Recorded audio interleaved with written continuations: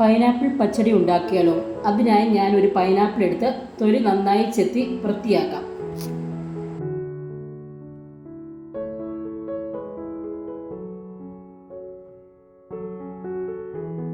ഒരു മുനയുള്ള കത്തി കൊണ്ട് ഇതിൻ്റെ കറുത്ത ഭാഗം നീക്കം ചെയ്യാം. കറുത്ത ഭാഗം നീക്കം ചെയ്തതിന് ശേഷമുള്ള പൈനാപ്പിളാണിത്. ഇനി ഇതിൻ്റെ അകത്തെ കൂഞ്ഞിൽ നീക്കം ചെയ്യാം.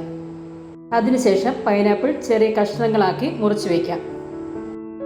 ഈ ഒരു സൈസിലാണ് മുറിക്കേണ്ടത്. ഇതിലേക്ക് 1 ഗ്ലാസ് വെള്ളം ഒഴിക്കുക.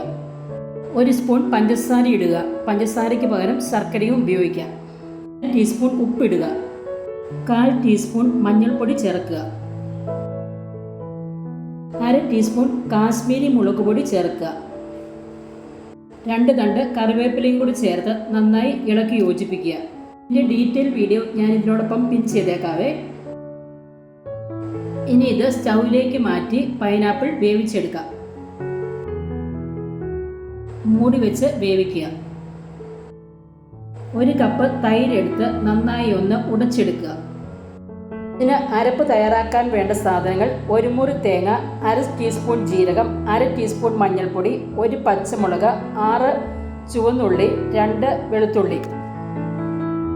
ഇത് കുറച്ച് വെള്ളമൊഴിച്ച് മിക്സിയുടെ ജാറിൽ നല്ല വെണ്ണ പോലെ അരച്ചെടുക്കുക. 1/4 ടീസ്പൂൺ കടുകിട്ട് ജസ്റ്റ് ഒന്ന് ക്രഷ് ചെയ്തെടുക്കുക. വെന്ത പൈനാപ്പിൾ കഷ്ണങ്ങൾ കുറച്ച് ചെറുതായി ഒന്ന് ഉടച്ചെടുക്കുക.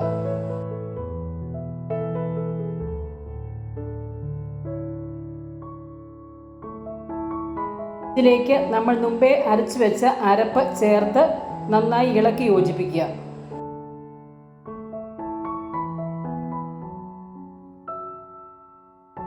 ഞാനിവിടെ കുറച്ച് വെള്ളം കൂടെ ചേർത്തു. നന്നായി തിളപ്പിച്ചെടുക്കുക. ഇതിലേക്ക് നേരത്തെ തയ്യാറാക്കി വെച്ചിരുന്ന തൈര് ചേർക്കുക.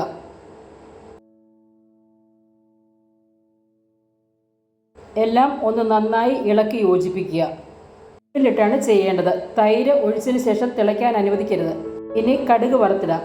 ചൂടായ പാനിലേക്ക് 1 ടേബിൾ സ്പൂൺ വെളിച്ചെണ്ണ ഒഴിക്കുക. 1 ടീസ്പൂൺ കടുക് ഇടുക. 2 വറ്റൽമുളകും 2 തണ്ട് കറിവേപ്പിലയും ഇട്ട് നന്നായി ഇളക്കുക. ഇത് തയ്യാറാക്കി വെച്ചിരിക്കുന്ന പൈനാപ്പിൾ പച്ചടിയിലേക്ക് ചേർക്കുക. മൂടി വയ്ക്കുക. സ്വാദിഷ്ടമായ പൈനാപ്പിൾ പച്ചടി തയ്യാറായിരിക്കുന്നു. എല്ലാവരും ഒന്ന് ഉണ്ടാക്കി നോക്കി അഭിപ്രായം പറയണേ. ലൈക്ക് ചെയ്യുകയും സബ്സ്ക്രൈബ് ചെയ്യുകയും കമൻറ്റ് ചെയ്യുകയും ഷെയർ ചെയ്യുകയും ചെയ്യണേ. Thank you.